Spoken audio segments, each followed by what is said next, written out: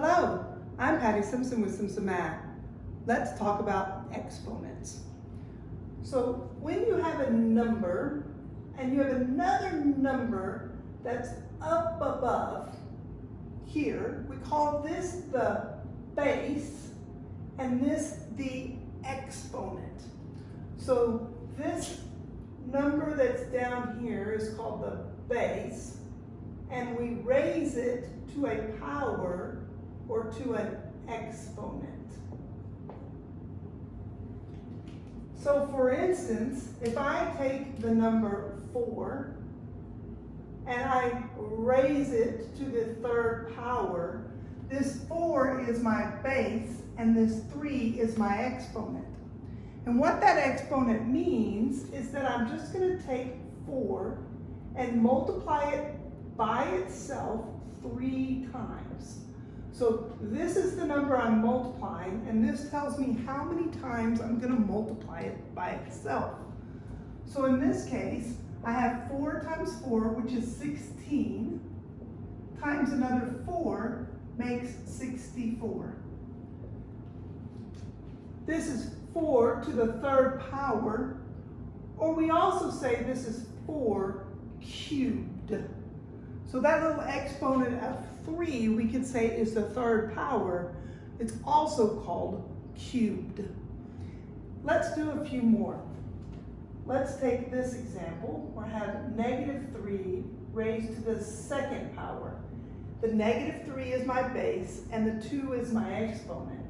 And that 2 tells me that I'm going to take this base and multiply it times itself 2 times.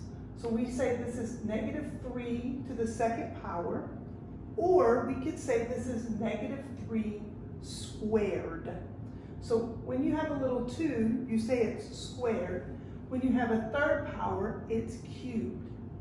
And -3 times -3 is a positive 9. Remember from our order of operations that our exponent comes before our other, we do inside parentheses and then we do in our exponents next. So in this case, we need to do our exponent first. Instead of doing 9 times 2 first, we're going to do our 2 squared first. So we have 9 times 2 times 2. My base this time is the same as my exponent. So 2 times 2 is 4. Now I can do this multiplication of 9 times 4, which is 36. So remember those order of operations that we take care of that exponent first. Here's another example with multiple operations going on. We have 5 squared, or 5 to the second power, 5 squared, minus the quantity of 4 minus 2 cubed. So here we're going to take care of what's inside our parentheses first. So I look inside my parentheses, and inside my parentheses, I need to do this exponent first. So I have 2 cubed, so I have 4 minus 2 times 2 times 2, and 2 times 2 is 4 times 2 is 8. Now I can do this subtraction. 4 minus 8 is a -4. I lost the squared there. That needs to come with us. So I've done inside my parentheses. I can also do this exponent out here. That would be the next thing for me to take care of once I've done what's inside the parentheses. So 5 times 5 is 25. This negative times that negative is going to make this a positive 4. So I have 25 plus 4, which is equal to 29. So we have to follow that order of operations. Inside my parentheses, I needed to take care of my exponent first. On the outside, once I have inside of the parentheses taken care of, I can take care of that exponent first before I do that addition and subtraction. Couple more. Here I have an x cubed. My base this time is the variable x, and I'm raising that to the third power. This just means x times x times x. So I have this expression. I kind of need to know what x is in order to do anything with it. So let's say that x is equal to a -3. Then I have negative 2. Then I have -2 cubed, where I just substitute that -2 in for x. And that means I have -2 times -2 times -2. Well, a negative times a negative makes that a positive. A positive times a negative is going to make that a negative.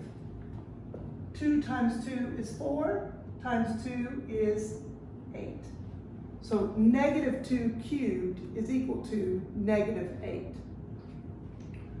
One last one here. When we have a -4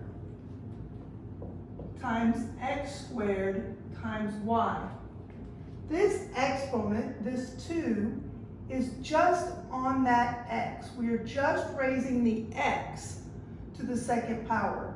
So we could rewrite this maybe as -4 times x squared times y. And that might help us see better that we're multiplying each one of those numbers together.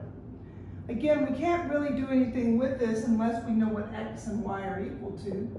So let's say that x is equal to 2 and y is equal to a -1. Then we can simplify this expression. So I'm just going to substitute in my 2 for my x values and my -1 for my y value. I'm going to take care of my exponent first. 2 times 2 is 4. So I have -4 times 4 times a -1. Now I can just multiply from left to right.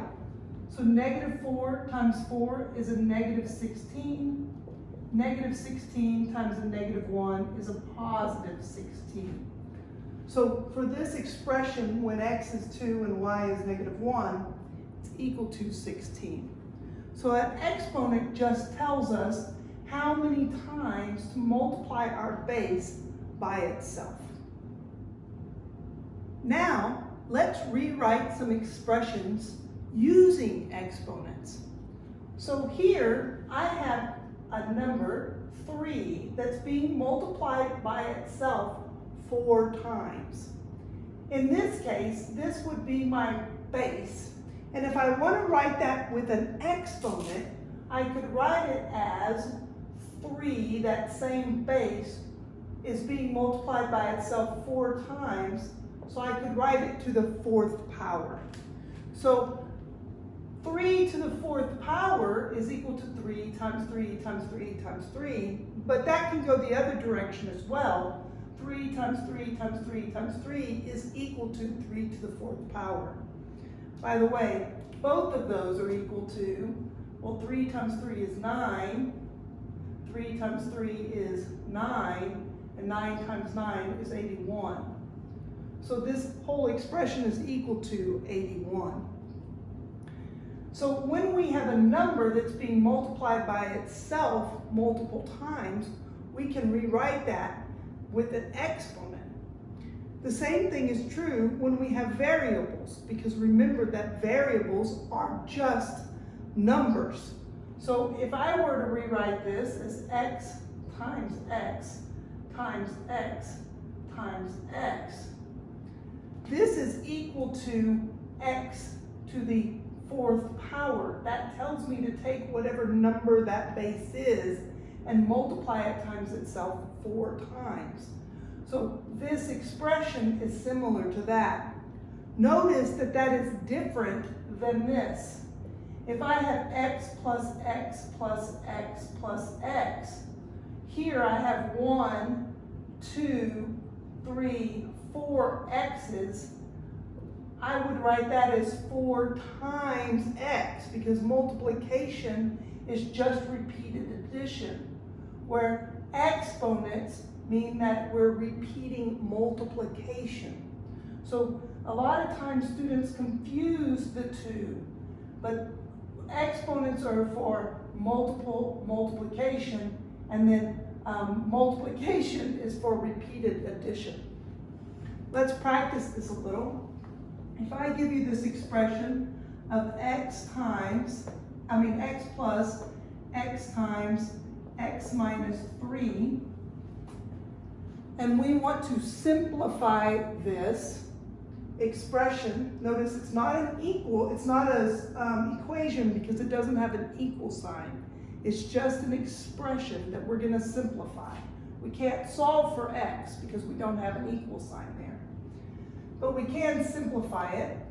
And just as if there were a number here, I can take that and distribute it, because x really just stands in the place of a number. I can distribute that x to both terms. Now, why am I doing that before I'm adding?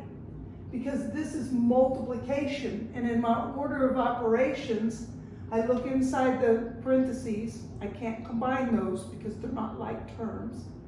I don't have any exponents here to take care of. So I look for multiplication and division, and this multiplication will come before this addition and subtraction. So I'm going to multiply this value to and distribute it to each term inside the parentheses.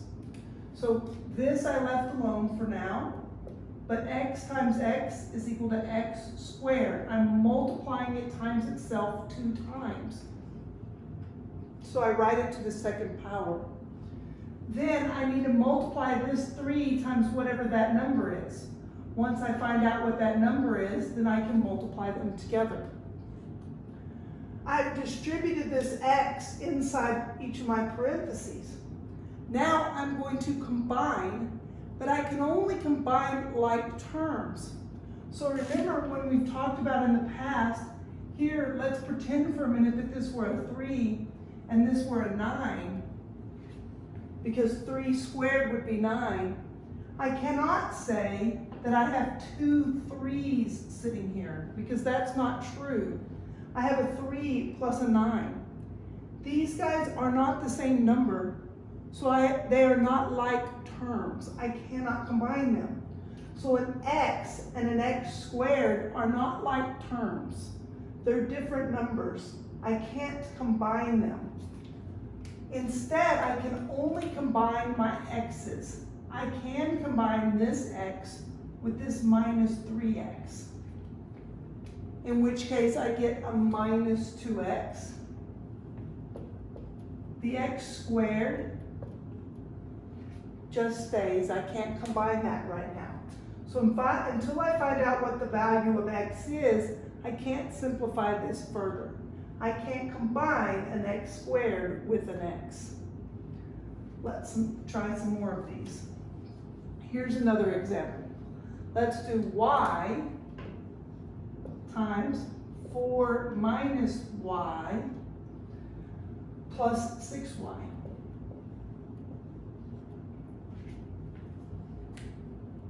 So I look for my order of operations. I cannot perform what's inside the parentheses. I cannot combine. They're not like terms.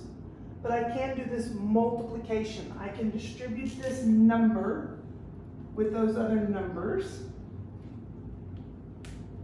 So 4 times y, I need to multiply those two numbers together, and that just shows I'm multiplying those together. And then y times y is equal to y squared. So I'm multiplying 2 of those y's together to get that y squared. Then on the end I have this 6y. Now I can combine my like terms. This negative y squared doesn't have a buddy he can combine with. There's not a number that's the same number as that y squared. But this y, I have 4 of these, whatever number they are, and I have 6 more of them, so I have a total of 10 times that y. I cannot combine these because they are not like terms. Let's do one more. Here I have 5y times 3y squared. Now, while I cannot add unless they are like terms, I can multiply the numbers together. So this says that I am multiplying that y times y times y. If you think about what this means, it means 5 times y times 3 times y times y. If I do because multiplication is commutative, I can rearrange those terms so that I can have 5 times 3 times y times y times y. This is the same number that is being multiplied by itself 3 times. And so I can rewrite this as y cubed. And 5 times 3 is 15. I can't multiply this together until I know what that y is, until I know that value. But then I could multiply those numbers together. So when we are adding and we have a squared and a first power, or if we have different exponents, we cannot combine them when we are adding or subtracting them. But because that exponent just means that we're multiplying, we can multiply. So remember that variables are just numbers, and that exponent means repeated multiplication. Now let's look at the product rule for exponents. So let's look here at 10 squared times 10 cubed. We know that this means that we multiply 10 by itself 2 times, and we multiply 10 by itself 3 times. So notice what we are doing is we're multiplying 10 by itself 1, 2, 3, 4, 5 times. We could rewrite that as 10 to the 5th power. This is the same as that. We have 5 tens that we are multiplying together. Let's look at it with a variable. Remember, this just takes the place of a number. So this says that we're going to take x and multiply it times itself 4 times. And this says I'm going to take x and multiply it times itself 8 times. So 4, 5, 6, 7, 8. So I have a total of 12 x's that are multiplying together there. Notice that what we are really doing is we are just adding our exponents. If I have 4 x's that are multiplying together, and I have another 8 x's that are multiplying together, then I have a total of 12 x's that are multiplying together. This is called the product rule of exponents. So if I have some number that is raised to an exponent, and I'm multiplying that times the same number raised to an exponent, I can just take those 2 exponents and add them together. That's what the product rule tells us. So let's use that product rule. Here I have -5 times x to the 4th, and I have -6 times x squared. We could write that, remember, with multiplication symbols instead of these parentheses and instead of the numbers touching. And because multiplication is commutative, because 3 times 4 is 12 and 4 times 3 is 12, because we can rearrange our terms, I could rewrite that as -5 times -6 times x to the 4th times x squared. So I just multiply their coefficients together. The -5 times the -6 makes a +30.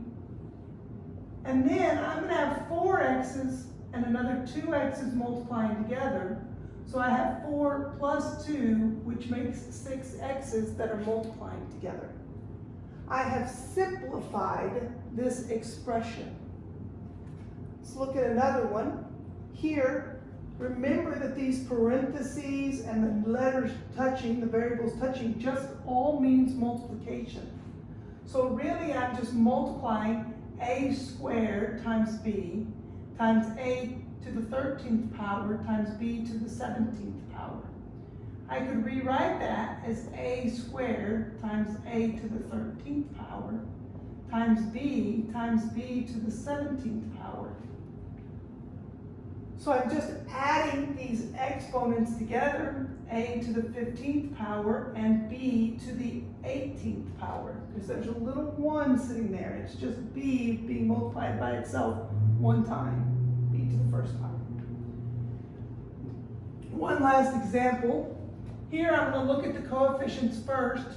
12 times a negative 1, you know, there's like a little negative 1 sitting in front there, times 1. 12 times negative 1 gives me a negative 1 times 1 is just a negative 12, sorry, negative 12.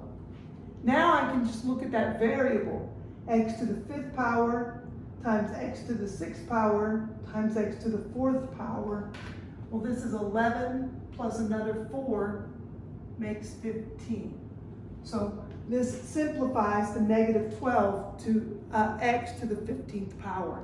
So the product rule of exponents just says if I'm multiplying the same number by itself repeatedly, I can just add those exponents together. Next, let's look at the power rule for exponents. So notice we have a base and an exponent, and then we've raised that to another exponent. Let's see what's happening here. Remember that this exponent means that we take our base and multiply it times itself that many times. So here I have 3 squared times 3 squared times 3 squared. But what does that 3 squared mean? Well, it means 3 times 3. This one means 3 times 3. And that one means 3 times 3. So I have a total of 1, 2, 3, 4, 5, 6 3's that are being multiplied together. I could rewrite that as 3 to the 6th power. Let's do another one. Here I have x cubed, and I'm raising that to the 4th power. What does this 4th power mean? It means that I'm taking this and multiplying it by itself 4 times. So it looks something like this. X cubed times x cubed times x cubed times x cubed. But what does that x cubed mean? It means that I have 3 x's multiplying together. So 3 there, 3 there, 3 there. So I have 4 groups of 3 x's being multiplied together. I could rewrite this as, well, that's a total of 12 x's being multiplied together. X to the 12th power. Notice what we are really doing with these exponents. Because I have 3 groups of 2, I'm just multiplying those together. 2 times 3 makes that 6. Here, 3 times 4 makes that 12. So when I have a base and an exponent that's being raised to a power, this is the power rule. Have a base raised to an exponent, and that's being raised to an exponent. We multiply these 2 exponents. We multiply the 2 exponents together. That's the power rule. So let's practice using it. Here, this is a to the 4th b, and it's cubed, so it's being raised to the 3rd power. So you can think of it as a to the 4th 3 times and b to the 3 times, or you can take the whole thing and multiply it out 3 times. And you see that I end up with, well, now I'm back to the product rule that we did before, where I have 4 of them and another 4 of them and another 4 of them. So that makes 12 A's.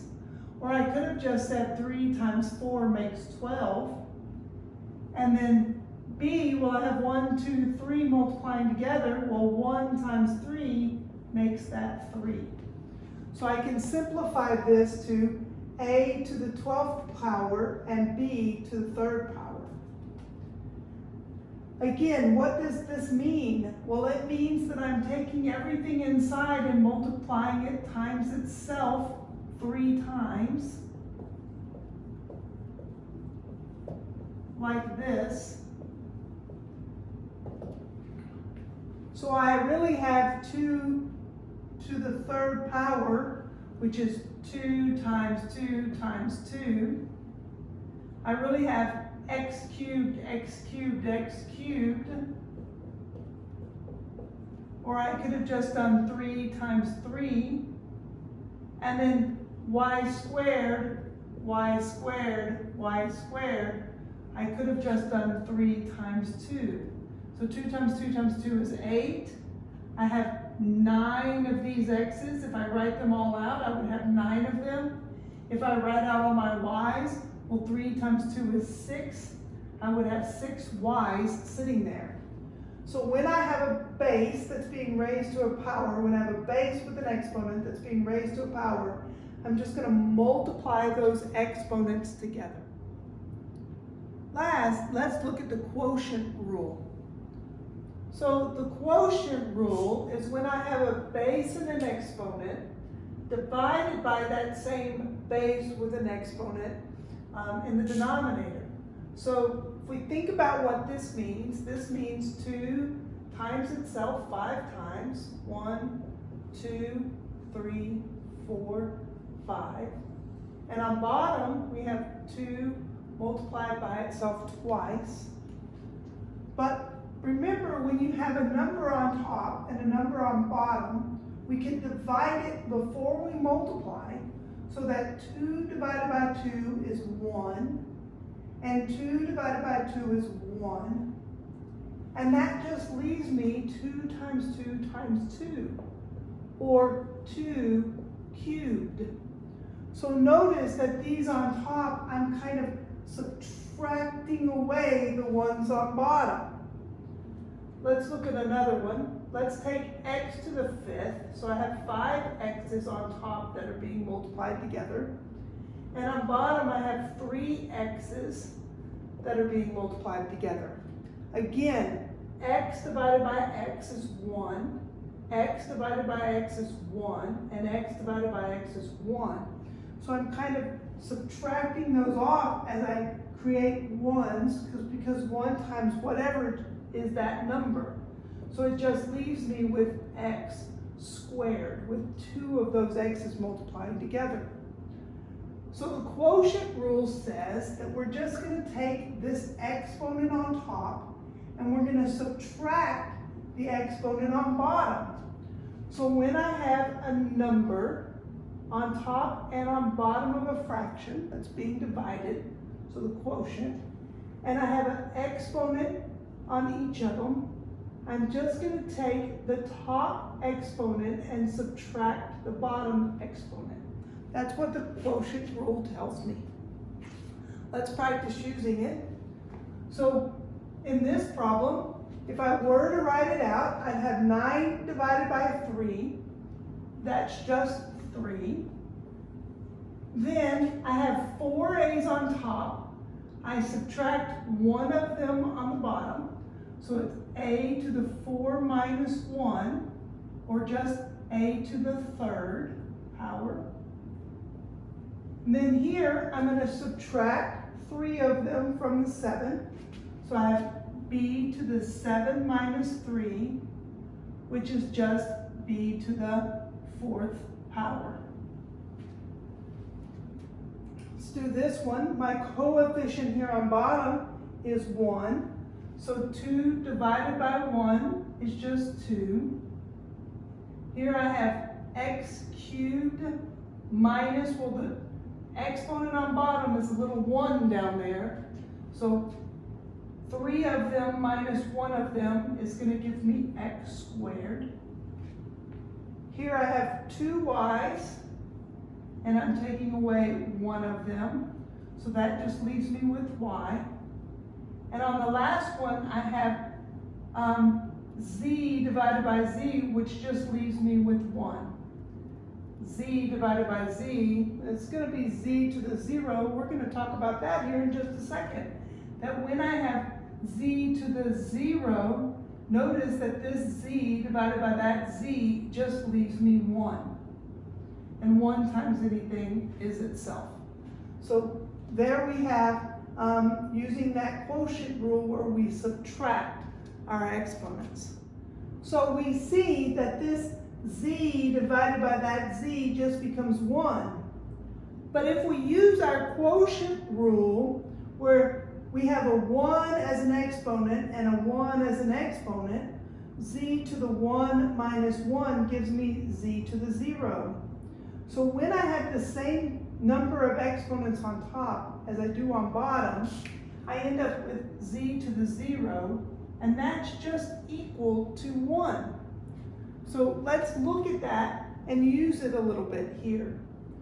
Here I have the base of 2 raised to the 3rd power, and I have the same thing on bottom. We know that when the numerator and the denominator are the same, it's equal to 1. 2 times 2 times 2 over 2 times 2 times 2. Each one of those is going to be equal to 1. But if I use that quotient rule, 3 minus 3, the exponent on top minus the exponent on bottom, I end up with 2 to the 0. And we see that that 2 to the 0 is just equal to 1. Here I have a similar situation. X to the 5th power minus that 5 on bottom gives me x to the 0 power. Well, this is just going to equal 1. Here I have a big fancy one, but it's just this divided by that divided by that. Each thing is just itself. So we could say it's this to the 0 power, or it's just 1. Another example, this 4y raised to the 0 power is just 1. So anytime we have a non-zero number raised to the 0 power, that's going to be equal to 1. So when you see that exponent of 0, you can think to yourself, that's just equal to 1. Let's use that quotient rule to look at negative exponents. So here, if we're using the quotient rule, we have 3 to the 4th power over 3 to the 5th power. So we would take our base and we would use our top exponent and subtract the bottom exponent. Notice what happens when I do that subtraction. I get 3 to the negative 1. So what does that negative exponent mean? Well, again, let's look and see what 3 to the 4th power means. It just means 3 times 4 times 4. 3 4 times being multiplied by itself 4 times. And then 3 to the 5th power means I'm taking that 3 and multiplying by itself 5 times.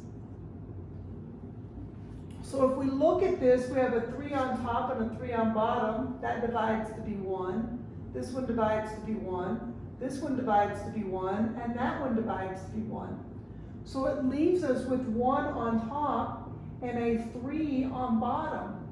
So that negative 1 means that I have the reciprocal, that the 3 is left down on the bottom of my fraction. Let's look at another example. Here I'm going to use that quotient rule again so that I take my 3 minus my 5, and I end up with a negative 2. So what does that negative exponent tell me? Well, if I look to see visually, x cubed is x times x times x, and x to the 5th power is x times x times x times x times x. And again, if I do this division, I end up with 1 on top, and on bottom I end up with x squared.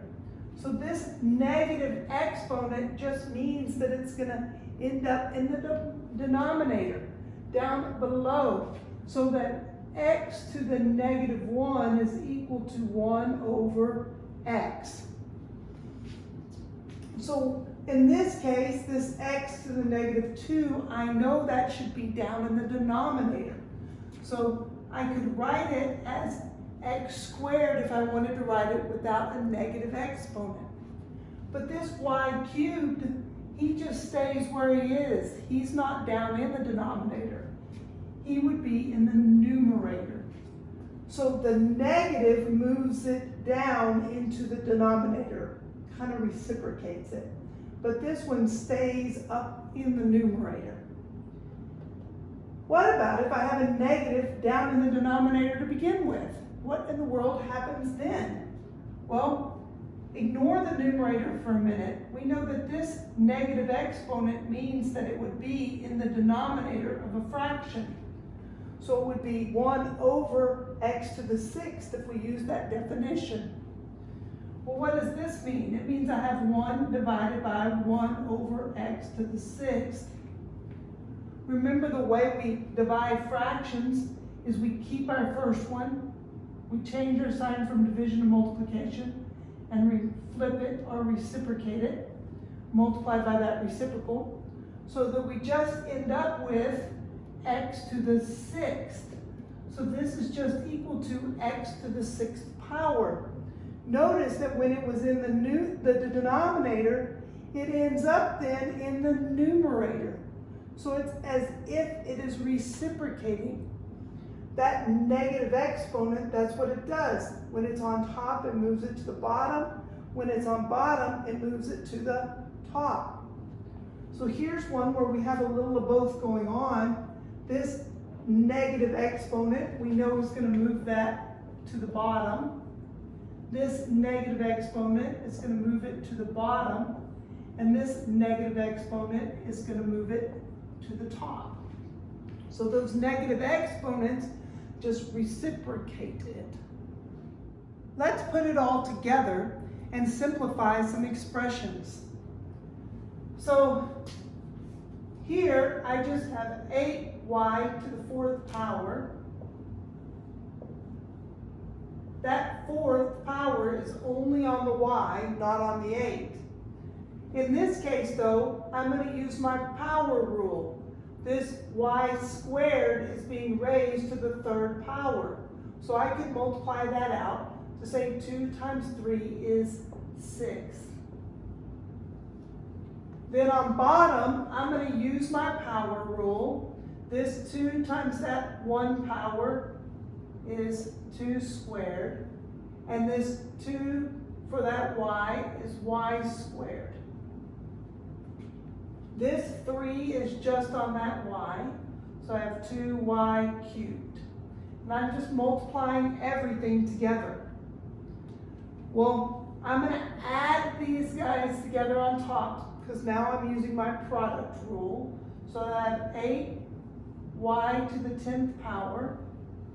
And on bottom, I have 2 times 2, which is 4, times this 2 makes 8. And I add this, or I could have added this together. 2 plus 1 makes 3. 2 cubed is 8. And I add these exponents. 2 plus 3 makes y to the 5th. And now I'm going to use my quotient rule. So this 1 minus that 1 gives me 0, or that just becomes 1. And I take my y to the 10th and subtract the 5 to end up with y to the 5th power. So there I am simplifying using all the rules that we've learned. But if you're having trouble remembering those rules and recognizing them, then the best thing to do is just write out exactly what this means. So in this case, it means I'm taking 8 and 4 y's. 1, 2, 3, 4. This means I'm going to take y squared, which is 2 of those, 1, 2, and I'm going to do it 3 times. So there's once, twice, 3 times. You know, y squared, 1, 2, 3 times. On bottom, I have 2y 2 times, 2y 2 times. This 2 doesn't have an exponent on it, but this y is y cubed. 1, 2, 3. Then I could count to see how many y's there are, or I could start to simplify this. You know, this y and that y, this y and that y, this y and that y, this y and that y, this y and that y all become 1. So then I'm just left with 1, 2, 3, 4, 5 y's on top, 8 and 5 y's. And on bottom I have 2 times 2, which is 4, times 2, which is 8. And that becomes 1. So I'm just left with y to the 5th. So if you're having trouble remembering the rules of the product rule and the power rule, then just write out what it means to be an exponent and then just simplify from there. I'll use the rules again though here. We need to use the power rule. This kind of has a 1 there, so 1 times 2 gives me 2. So that means I have 3 squared. That a to the 4th is being raised to the 2nd power, so 4 times 2 is 8. This a to the 3rd power doesn't have anything that he's being raised to, so he's just multiplying times this. And then on bottom I have 3a to the 7th. Now I can use my product rule where I add these two together since I'm multiplying that out. So I have 3 squared and add those and get 11. Now I can use my quotient rule where I subtract 2 minus the 1 gives me 1, so that's just equal to 3. Or you can think of it as 9 divided by 3 is just 3. Here I have 11 a's, and I'm taking away 7 of the a's. 7, 8, 9, 10, 11, so that leaves me a to the 4th power. So I've simplified this using those rules. Last one.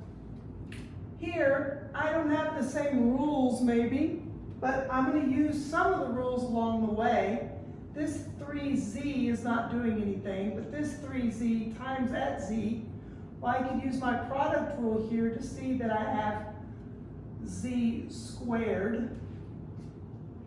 I'm going to distribute this 3z so that I have 3z, this is 1, plus 2 more makes that cubed. And then this 3z times 2, well 2 times 3 gives me 6 times that same z. Now I can combine like terms. Remember that they're only like terms if their exponents are the same. So this one has a 1 on it and that one has a 2 on it. Those are not the same number. I have 3 of this number and I have 3 of that number, but I can't say I have 6 z's because this is not a z. It's a z times z. So I can combine this 3z with that 6z.